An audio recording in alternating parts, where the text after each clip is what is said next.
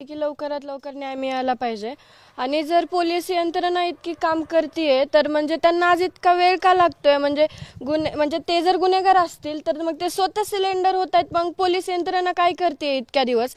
आणि जर आरोपी आहेत त्यांना जर वेळ लागत असेल इतका पकडण्यासाठी तर आम्ही न्यायाची अपेक्षा कधी करायची? आम्हाला न्याय कधी मिळणार? माझी एकच मागणी आहे की CDR नुसार जे आरोपी म्हणजे समजा नाव कोणाचे बी असतील किंवा कोणी असेल ज्यांनी माझ्या वडिलांची क्रूर हत्या केली आहे ते CDR नुसार आज जे 3 आरोपी फरार आहेत त्यांना पण लवकरात लवकर अटक झाली पाहिजे आणि CDR नुसार जे आणखी आरोपी निघतील त्यांना पण तुम्ही लवकरात लवकर अटक करा आणि पुढील तुमची कारवाई आहे ती चालू करा आणि लवकरात लवकर माझ्या वडिलांना आम्हाला न्याय मिळवून द्या एवढीच अपेक्षा करते. आता खंडणी प्रकरणामध्ये वाल्मिकी कराड आरोपी आहेत आणि ते खंडणी प्रकरणासाठी सरेंडर झालेले आहेत, पण हत्येशी त्यांचा अजून संबंध नाही असं ते स्वतः म्हणतायत. त्याबद्दल तुमचं काय म्हणणं आहे?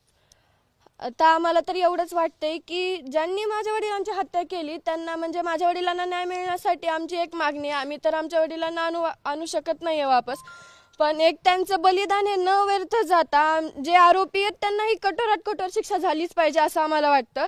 पण जे काही यामध्ये आरोपी असतील समजा आज ते शरण जातात किंवा ते सुद्धा म्हणले की मी आरोपी असेल तर माझ्यावर तुम्ही कारवाई करा.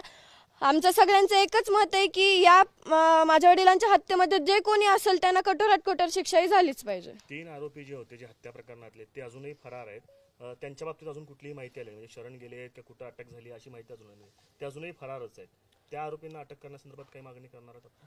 त्यांना पण लवकरात लवकर अटक करा. पोलीस यंत्रणा त्यांच्या प्रकारे काम करत आहेत, पण आमची एकच विनंती आहे की तुम्ही जे तुमची प्रक्रिया चालू आहे ती लवकरात लवकर अटक करा, कारण की आज 22 दिवस झालेत आणखी आरोपीच भेटत नाहीयेत तर आम्हाला न्याय कधी मिळणार? आम्ही तर न्याय लवकर मागतोय ना, मग त्यासाठी तुम्हाला आरोपींना तर लवकर अटक करावी लागेल आणि लवकरात लवकर आम्हाला न्याय मिळवून द्या. ते समाधानी आहेस का ते स्वतःहून सिलेंडर झाले त्याबद्दल नेमकं काय?